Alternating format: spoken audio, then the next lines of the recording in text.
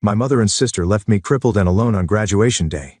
You're not pretty enough for family photos anyway. When they see my revenge, their jaws will drop. The emptiness hits first, not the kind that comes from an unoccupied house but the hollow feeling of something irreversibly wrong. My graduation cap dangles from my fingers as I stand in our driveway, staring at the for sale sign stabbed into our front lawn like a knife to the gut. I'm Delilah, and this is supposed to be my celebration day. Instead, I'm facing a deserted house that until yesterday was my home. My prosthetic leg aches from standing too long, but I barely notice it anymore. The pain in my chest is far worse. The key still works. Small mercy, I suppose. Inside, the house echoes with each step I take. The walls are bare, hooks exposed where family photos once hung. The living room, usually cluttered with my sister Brooke's modeling portfolios and mother's fashion magazines, is stripped clean. My phone buzzes. Grandmother Alice's name lights up the screen. "Sweetheart, where are you? We're all waiting at the restaurant. They're gone." My voice cracks. The house is empty. Silence stretches between us before she speaks again, softer this time. "Come to us, dear, right now. I need to know why first." I hang up before she can protest and dial mother's number. It rings 4 times before she answers. "Delilah, darling, isn't today your graduation? I'm so sorry we couldn't make it. We're just swamped here." "Where's here?" The words taste like acid. "Los Angeles, of course. Brooks's agency needed us to relocate immediately." Such an incredible opportunity. You understand, don't you? My fingers grip the phone tighter. "When were you planning to tell me?" "Oh, we left a note with the neighbors." "Did Mrs. Peterson give it to you?" "We didn't want to distract you from your finals." A laugh escapes me, bitter and sharp. "A note? I'm your daughter, not a houseplant you're asking someone to water." "Don't be dramatic, Delilah. You're always so sensitive. This is about Brooke's career, her future. Besides, you're an adult now. You can handle yourself." Behind her voice I hear Brooke's laughter, the clink of glasses, celebration sounds. Father's deep voice rumbles in the background. "Is that Delilah? Tell her congratulations." "Your father says congratulations," Mother relays as if this is all perfectly normal. "Listen, darling. We're in the middle of a meeting with Brooke's new agent. Call me later." The line goes dead before I can respond. I stand in our gutted kitchen where breakfast conversations once filled the air, where Mother used to fuss over Brooke's strict model diet while absently sliding me cold toast. My phone buzzes again. Grandmother Alice. This time I answer. "They moved to Los Angeles." My voice sounds distant even to myself. "For Brooke's modeling career. They didn't even tell me they were leaving." "Your grandfather is coming to get you," she says firmly. "Don't move." I sink to the floor, my prosthetic leg stretched out in front of me. The same leg that Mother always tried to hide in family photos that made Brooke cringe when we went shopping together. The imperfection in their perfect family portrait. Something shifts inside me. A crack spreading through years of trying to earn their love, of making excuses for their behavior. In its place, something darker takes root. They want to pretend I don't exist? Fine. I'll give them something they can't ignore. My phone lights up with a text from Brooke. "Sorry about the surprise move, but OMG, you should see this place. Everything's happening so fast. Love you, sis." I delete the message without responding. Through the kitchen window, I watch the setting sun paint the for sale sign in bloody shades of red. They've made their choice. Now it's time to make mine. Grandfather's car pulls into the driveway and I rise slowly, steadying myself against the counter. The house keys feel heavy in my palm. I place them on the counter, a final surrender to what was, and a first step toward what will be. Let them have their perfect life in Los Angeles. I'll build something of my own, something so magnificent it will cast a shadow over everything they've abandoned me for. And when I'm done, they'll remember the daughter they left behind. Grandmother's china clinks against the saucer as she sets her tea down. The sound echoes through their sunlit kitchen, where we've spent every morning since I moved in 3 days ago.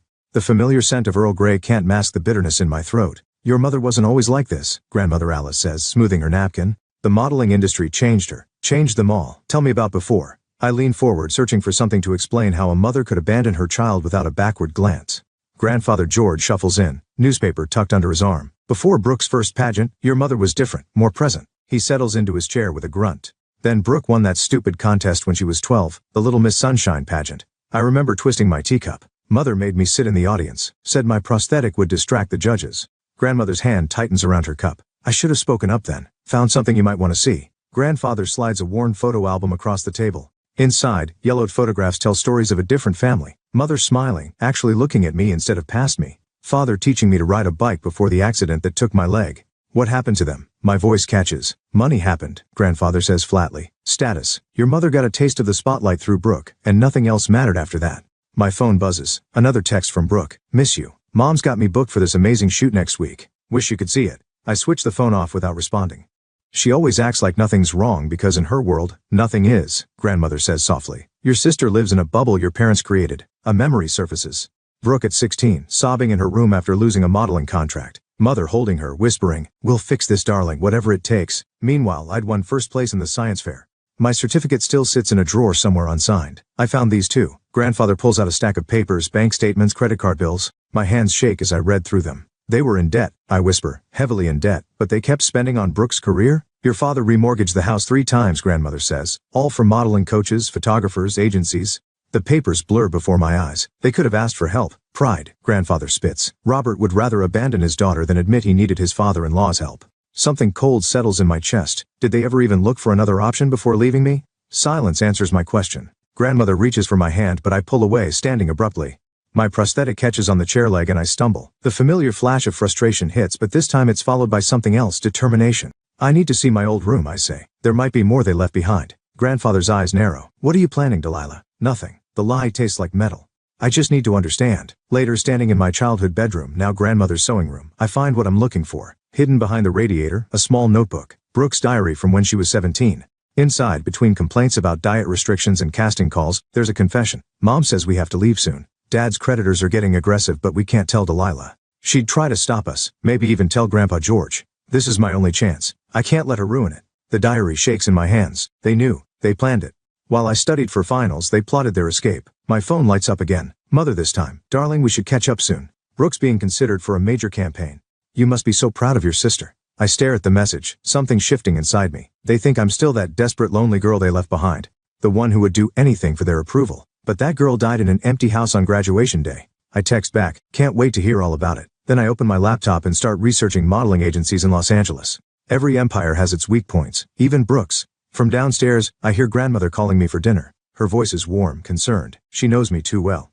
Coming, I call back, closing the laptop, but not before bookmarking several industry websites. After all, mother always said knowledge is power. She just never thought I'd use it against them. The email arrives at 3 a.m., forwarded by an anonymous source at Brooke's modeling agency. My hands hover over the keyboard as dozens of messages fill my screen.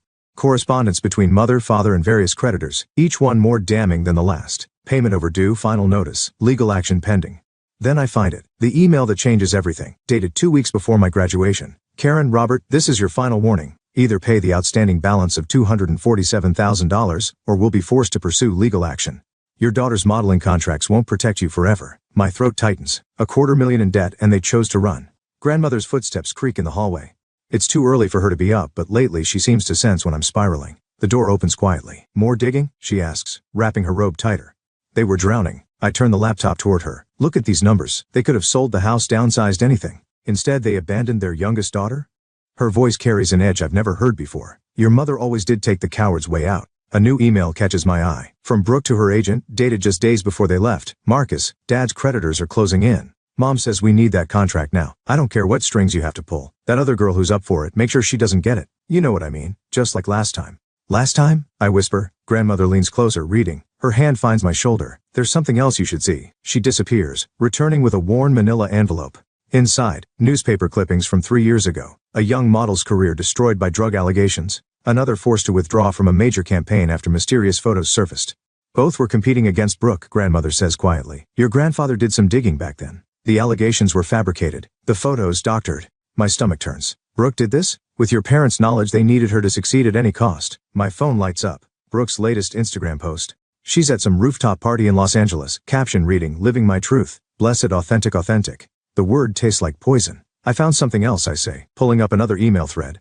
Father took out a second mortgage on the house without telling anyone. Used my college fund as collateral. Grandmother's intake of breath is sharp. Your grandfather's savings, the money he set aside for your education, they knew exactly what they were doing. My voice sounds strange, distant. They didn't just abandon me, they stole my future. Delilah, no. I stand abruptly, my prosthetic catching on the chair. This time I don't stumble. They thought I was the weak link, the damaged one who would just accept whatever scraps they threw my way. My phone buzzes again. Mother, darling, Brooke just booked a major campaign. Isn't it wonderful how things work out when you follow your dreams? Dreams built on lies and destruction. My fingers move across the keyboard, downloading everything. Evidence of fraud, manipulation, sabotage, a perfect family's perfect facade crumbling with every click. What are you planning? Grandmother's voice is careful, measured. They wanted success? I close the laptop, meeting her eyes. I'll show them success. But first I'll show them what it feels like to lose everything. Revenge won't heal you, dear. No. I touch the envelope of clippings, but it might save the next person they try to destroy. Morning light creeps through the window as grandmother leaves, her silence heavy with concern. I open my laptop again, starting a new document. At the top I type Project Phoenix, building an empire from their ashes. My phone lights up one last time. Brooke again. Hey sis, you should come visit us in LA. Mom and Dad would love to see you. We could do lunch, maybe shop for some new, accessories for your situation. I screenshot the message, adding it to my growing file. Let them think I'm still their broken little secret hidden away in shame. They'll learn soon enough. The sun rises fully, painting my room in shades of gold. Somewhere in Los Angeles, my family is celebrating another victory built on lies. They don't realize they've just handed me everything I need to destroy them. I reach for my grandmother's landline. Time to call in some favors at the fashion magazines. After all, everyone loves a story about fraud in high places, especially when it comes from family. The design sketches blur before my eyes as I work through another sleepless night. Grandmother's sewing machine hums steadily beside me, its rhythm matching my determination. 6 months since I discovered their betrayal, and I've channeled every ounce of rage into creating something they never thought I could. A notification pings. Another order from my adaptive clothing line. The third tonight. You should rest, grandfather says from the doorway. Success won't taste as sweet if you're too exhausted to savor it. I'll rest when the words catch as my phone lights up with Brooke's latest Instagram post. She's at a runway show wearing a dress that looks eerily familiar. My dress, my design, what's wrong? I turn the phone toward him. The caption reads, exclusive preview of Karen Mills' new adaptive fashion line. So proud of mom for championing inclusion. Fashion for all. Hair groundbreaking. My hands shake as I zoom in on the details. The specialized seams, the hidden closures, the exact innovations I've spent months perfecting. All stolen, rebranded under my mother's name. They're watching you, grandfather says quietly. Have been for a while, I'd guess. A new email arrives from an unfamiliar address. Inside, photos of mother meeting with my former design professor. Dates from months ago. Money changing hands. My original sketches spread across a desk. Your professor reached out last week. Grandfather continues, wanted to warn you but was afraid. Seems your mother made quite an impression. The sewing machine turns menacing. Every stitch I've sewn, every pattern I've drafted, they've been tracking it all, waiting to strike. They think they can steal this from me too? My voice sounds foreign, cold. What are you gonna do? I pull up my business plan, the one I've been too cautious to implement. Launch early. Tomorrow. That's impossible. You said you needed 3 more months to. I needed 3 months to be perfect. I start typing furiously, but I don't need perfect. I need first. My phone rings, mother's number. I answer on speaker, continuing to type. Darling, have you seen the news? Your sister looks absolutely radiant, introducing my new line. You must be so proud of us, finally understanding your unique situation. Fascinating timing, I reply, my fingers flying across the keyboard. Tell me, did Professor Martinez give you everything or just the designs he could price? A pause. I don't know what check your social media, mother, right now. I hit post on my announcement, introducing Phoenix Adaptive Wear because authentic inclusion isn't stolen or imitated. Launching tomorrow. Pre-orders open now. The silence on the other end stretches. You can't, she finally whispers. We've invested everything in this launch. The contracts are signed. Should have invested in better corporate espionage. I attach the photos of her meeting with my professor. These go public tomorrow unless you pull your line. You would destroy your own family's reputation? You mean like you destroyed my future? Stole my college fund? Left me without a word? We did what we had to do, she hisses. For the family. No. For Brooke. Always for Brooke. I watch the pre-orders start rolling in. But here's what you never understood, mother. I learned from the best how to destroy someone's dreams. You taught me well. The line goes dead. Seconds later, texts flood in from Brooke. What are you doing? Mom's crying. Dad's threatening lawyers. Please don't ruin this for me. Grandfather touches my shoulder. There's no going back from this path. They chose the battlefield. I start uploading my entire collection, designs, photos, testimonials from real adaptive wear users who've been testing my prototypes. I'm just choosing the weapons. My phone keeps buzzing with notifications, pre-orders climbing, fashion blogs picking up the story, mother's name trending for all the wrong reasons. Your grandmother worries this revenge will consume you, grandfather says softly. I look up from my screen, meeting his eyes. It's not revenge anymore. It's justice. For every person they've stepped on, every dream they've stolen. I gesture to the orders flooding in. These people need what I'm creating, not some stolen, sanitized version of it. He nods slowly, understanding what I won't say aloud, that in trying to destroy me, they've given me exactly what I needed to destroy them instead. Get some rest, he says finally. Tomorrow is going to be a long day, but I don't sleep. I watch the numbers climb, imagining mother's face as her perfect plan crumbles. Sometimes the best revenge isn't served cold.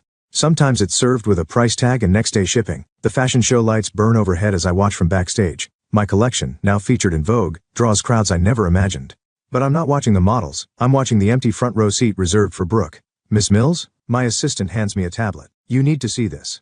The headline reads, Top model Brooke Mills checks into rehabilitation facility. Below, grainy photos show my sister, hollow-eyed and rail-thin, being helped into a private clinic. Your mother's representative called to cancel their attendance. My assistant continues, should we keep their seats empty? I hand back the tablet. Let everyone see who isn't here. The show begins, but my phone keeps buzzing. Messages from unknown numbers, all forwarding the same video. Brooke, clearly intoxicated, ranting at a photographer. You think you know pressure? Try being perfect. Try having a mother who. The video cuts off there, but new ones surface every hour. Grandmother's voice cuts through my thoughts. You knew she was struggling. I turned to find her watching me, her eyes knowing. How long have you been here? Long enough to see you choose revenge over compassion. She gestures to the empty seats. Your investigator found those videos weeks ago, didn't you? They deserve to be exposed. Even if it kills your sister? The question hangs between us as applause erupts. My final piece, a wedding dress designed for wheelchair users, glides down the runway. The audience rises in a standing ovation, but I barely notice. My phone lights up again. Father's number. After months of silence, he chooses now. What do you want? Your mother's in the hospital. His voice sounds aged, broken, stress-induced collapse. The doctors say? He pauses. Brooke's not responding to treatment. They think knowing about your success, watching you rise while she had triggered something. So this is my fault? The words taste like acid. Not the years of pressure, the impossible standards, the crimes you helped her commit. We made mistakes. Mistakes? I laugh, harsh and cold. You abandoned me, stole from me. And now that karma's catching up, you want what? Mercy? A text arrives from an unknown number. New photos. Brooke in the clinic, wrists bandaged. Mother in a hospital bed, looking small and frail. The timestamp shows they're from hours ago. Delilah, father pleads. Whatever you're planning next, please. They won't survive it. The fashion show reaches its finale. The audience cheers. Photographers' flashes creating a storm of light. Everything I've dreamed of built from the ashes of their betrayal. Your sister asked for you, he continues. In her lucid moments she asks if you'll come. To what? Watch her play victim again? To say goodbye. The line goes quiet except for his breathing. I think of Brooke at 4 years old holding my hand after the accident before mother's ambitions poisoned everything. The expose runs tomorrow, I say finally. Everything. The fraud, the sabotage, the stolen designs, it will destroy us completely. You did that yourselves, but my voice wavers. I can't stop it now. You can. His tone shifts, familiar manipulation seeping in. Be the better person. Show mercy where we showed none. The audience is calling for me, demanding their designer take a bow. Grandmother touches my arm. Sometimes, she says softly, the greatest revenge is choosing to be nothing like them. My phone buzzes one last time. A message from Brooke's private number. I'm sorry for everything. I know it's too late, but I need you to know. You are always the stronger one. The stage manager appears, gesturing urgently. It's time for my triumph, my moment of complete victory. Everything I've worked for crystallized in one perfect moment of revenge. Miss Mills, they're waiting. I look at the empty front row seats, then at my phone. The article is ready to publish with one touch. Years of evidence perfectly crafted to destroy them completely. Justice served cold and complete, but Brooke's bandaged wrists flash in my mind. Mother's hospital bed. The cost of victory suddenly feels heavier than my prosthetic leg ever did. Tell them, I say slowly. The designer sends her regrets. Family emergency. As I turn away from the stage, I'm not sure if I'm choosing mercy or a more elaborate form of revenge. Maybe in the end they're the same thing. The rehabilitation center smells of antiseptic and defeat. I grip my cane tighter, my prosthetic acting up from the stress, as the nurse leads me down a sterile hallway. Mother sits outside Brooke's room, her designer outfit replaced by wrinkled clothes that look days old. She's been asking for you, Mother says, not meeting my eyes. Though I can't imagine why after what you've done. What I've done? The laugh catches in my throat. That's rich coming from you. Before she can respond, Father emerges from Brooke's room. He looks aged, gray hair unkempt. She's lucid right now, but be careful. The doctors say any stress could trigger another episode. I push past them, both entering the room. Brooke lies there, thin as paper, wrists bandaged. The sight hits harder than expected. The prodigal sister returns. Her voice is raspy, unfamiliar. Come to document my downfall for your revenge file? You know about that? I know everything. She shifts, slightly wincing. Your investigator wasn't as discreet as you thought. Mother's been intercepting your emails for months. The room tilts slightly. What? Why do you think we showed up at your fashion show? We knew you were planning something. A bitter smile crosses her face. Always so predictable, little sister, still trying to prove you matter. My phone buzzes. An urgent message from my assistant. The stock price of my company is plummeting. Breaking news. Fashion empire built on fraud? Anonymous sources reveal dark past of Phoenix Adaptive Wear. Amazing what a few well-placed rumors can do. Brooke continues. Mother may be in rehab, but her PR team still knows how to spin a story. More notifications flood in. Major retailers pulling orders, partners distancing themselves. Everything I've built, crumbling in real time. You're destroying my company to save yours? No. Brooke's eyes flash with something like the old fire. We're destroying it because you forced our hand. Did you think you were the only one gathering evidence? The only one with secrets? She reaches for her phone, showing me photos I've never seen. Me, meeting with Brooke's former rivals. Bank transfers to private investigators. Emails discussing ways to expose the family's fraud. Taken out of context, it looks like you've been orchestrating a smear campaign against successful disabled models. Imagine the headlines. Bitter CEO sabotages inclusive fashion initiative. The room spins faster. That's not what happened. Truth doesn't matter, Delilah. You taught us that. She coughs, the sound rattling. The story is already spreading. Your brand is toxic now. No one wants to work with someone who'd destroy their own sister out of jealousy. My phone keeps buzzing. Board members demanding emergency meetings. Sponsors pulling out. Years of work dissolving in minutes. Why? My voice cracks. You're in rehab. Mother's reputation is in shambles. You've lost everything. No, we lost things. There's a difference. Brooke's voice turns ice cold. Things can be rebuilt. But you? You'll never recover from this, just like we never recovered from what you were planning. The door opens. Mother enters, her face set in familiar lines of disappointment. The press is outside. They want a statement about the allegations. You won't get away with this, I say, but the words sound hollow even to me. We already have. Brooke's smile is ghost white. Check your email. My board of directors has called for my immediate resignation. Major fashion blogs are running exposés on my systematic campaign of harassment. The narrative is perfect, devastating. I stumble backward, my prosthetic catching on the hospital room chair. This time, I do fall. You should have stayed in your place, Mother says softly. Some people aren't meant for the spotlight. As I struggle to stand, Brooke's monitors start beeping erratically. Nurses rush in, pushing us out. The last thing I see is my sister's satisfied smile as chaos erupts. In the hallway, Father hands me a formal letter. The family's lawyers suggest you comply with all demands for everyone's sake. I lean against the wall, watching my phone light up with more notifications of disaster. They didn't just counter my revenge, they anticipated it, twisted it, and turned it back on me with surgical precision. In trying to destroy them, I gave them exactly what they needed to destroy me instead. And the worst part? They're right. There's no coming back from this. Some victories, it seems, are just prettier versions of defeat. The annual fashion-forward gala buzzes with nervous energy. Through the crowd, I spot Brooke holding court near the stage, her rehab stint apparently forgotten. Mother hovers nearby, both of them pretending everything's normal. As if their smear campaign hasn't left my company bleeding. But they don't know about the USB drive in my clutch, or the presentation scheduled for exactly 9 p.m. You shouldn't be here, Father intercepts me, his voice low. Haven't you caused enough damage? Funny. I was about to say the same thing. I adjust my prosthetic, making him flinch. Some things never change. How's the damage control going? Before he can answer, the lights dim. Brooke takes the stage, radiant in a gown that costs more than most people's cars. Tonight, we're celebrating inclusion in fashion, she begins, voice steady despite everything. And I'm honored to announce our family's new initiative. I slip away, making my way to the control booth. The technician recognizes me. We've worked together before. His eyes flick to the USB drive. You sure about this? He whispers. I think of grandmother's warning. Revenge leaves everyone scarred. But then I remember Brooke's smirk in the hospital, Mother's dismissal, Father's indifference. Do it. The screens behind Brooke flicker. Her practice speech falters as images appear. Emails, contracts, bank statements, the evidence I've spent years collecting. What's happening? Mother's voice carries through the suddenly silent room.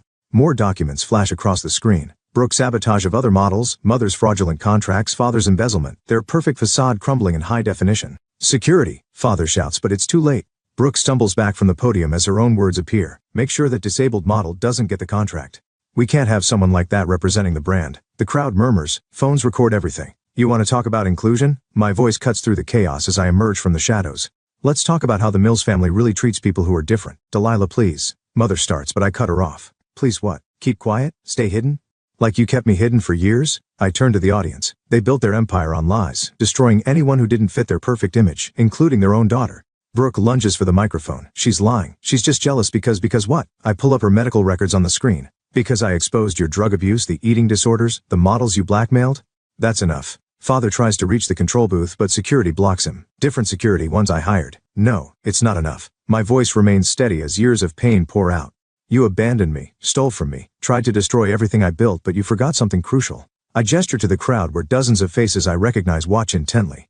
Models Brooke sabotaged, designers Mother cheated, investors Father deceived, all gathered here tonight. All part of my plan. I learned from the best how to play the long game. Mother's face drains of color as she recognizes faces in the crowd. Brooke sways on her feet, her carefully maintained composure cracking. You'll destroy us all, Father pleads. No. I move to center stage, taking the microphone. You did that yourselves. I'm just making sure everyone knows the truth. The final document appears, a comprehensive exposé, already going live across major news outlets. Everything laid bare. Brooke rushes at me, mask finally shattering. You self-righteous bitch. You think this makes you better than us? No. I catch her wrist before she can strike, holding her gaze. It makes me different from you. That's all I ever was. All I ever needed to be. Security leads them away as reporters surge forward. In the chaos, I glimpse grandmother in the crowd, her expression unreadable. Behind her, the screens display one final image, our old family photo, taken before everything went wrong. Before ambition and perfection became more important than love, the irony doesn't escape me. In destroying their facade, I finally stepped into the spotlight they never wanted me to have. But as cameras flash and questions fly, I wonder if grandmother was right.